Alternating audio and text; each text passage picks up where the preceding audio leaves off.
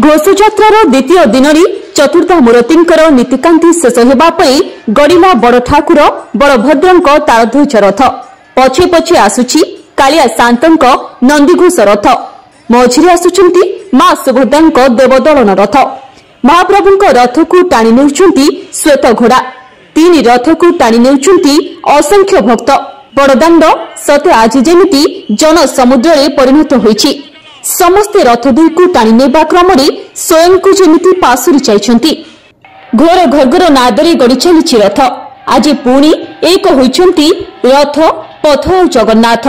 एक होइछंती भक्त और भगवान। पुरी कैमरामैन सुनील जेना तुषार रंजन नायकों रिपोर्ट धरित्री लाइव।